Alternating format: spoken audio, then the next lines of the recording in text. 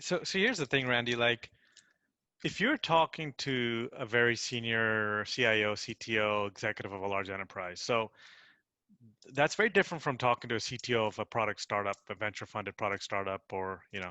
a few hundred-person developer startup.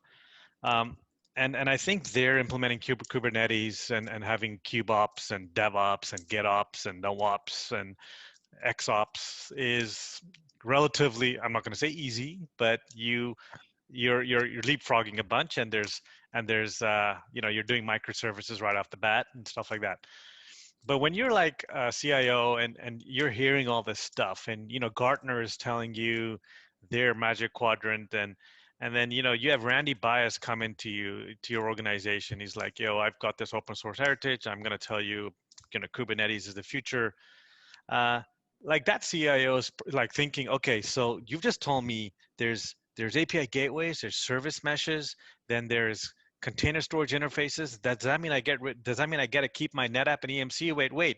Then I've got Evan Powell and Maya Data and OpenEBS and Portworx and MinIO saying no. Storage is an abstraction and use local PV and use local pooling, and now Kubernetes is your data plane. So like now I'm a CIO, I'm like blowing my head, and then and then there's like there's so much going on in this space.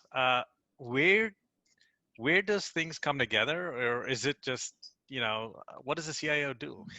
I'm confused. Yeah, well, I mean, this is kind of what I mean is that what I've been seeing is that Kubernetes winds up being kind of that narrow waist where kind of everything meets, and Kubernetes to a degree kind of doesn't care what's underneath it, and it's got enough higher order abstractions that what you see people do is they can build like a static deployment of EMC based storage on the back end, and then distribute the Kubernetes cluster or clusters across it in an appropriate way so that when you have failures of a storage system, it takes out part of your cluster.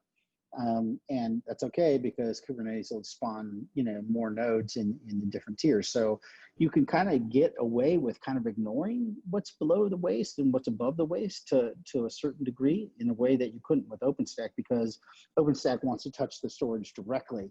It wants to manage the storage directly. Kubernetes is kind of like one layer up. There's stuff that's kind of in the middle, like the What's your Portworx opinion guys on the who, Kubernetes flavors, EKS, GKS, Azure's Kubernetes, and then there's the Pivot PKS, and then there's OpenShift. Um, is there more? Do you have you know like how do people wrap their heads around those flavors? I don't well, want that you to first get in set that you trouble. mentioned is all managed Kubernetes, Is right? all So it's Kubernetes as service, right? right.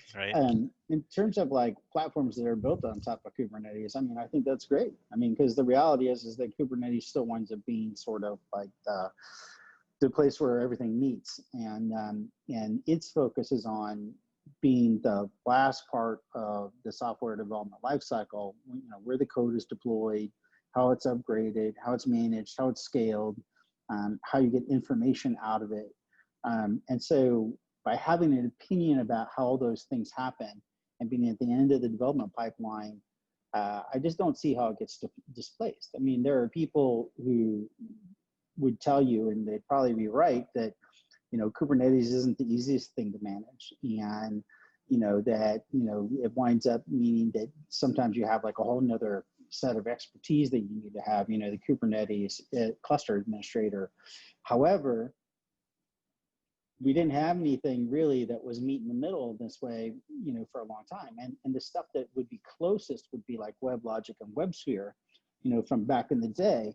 And the way that would work is the developer, knew that, they'd set up this relatively static infrastructure, and then there'd be a middle tier of app servers, and those would all be running WebLogic or WebSphere, and you would know how to like upload your POJOs or put in WAR files or whatever, so that you could do the code update as an app developer. But like it was only Java, and it didn't handle like scaling out horizontally and those kinds of things. But it was a little bit of that agreement, right? The ops guys know how to make sure that like there's a tier of app servers that are all running WebLogic or WebSphere. They know how to make sure that it stays up and it gets restarted if it has any problems. And then the app developers knew how to load WAR files or POJOs directly into WebLogic or WebSphere. Kubernetes is basically the same kind of notion, but a lot more sophisticated.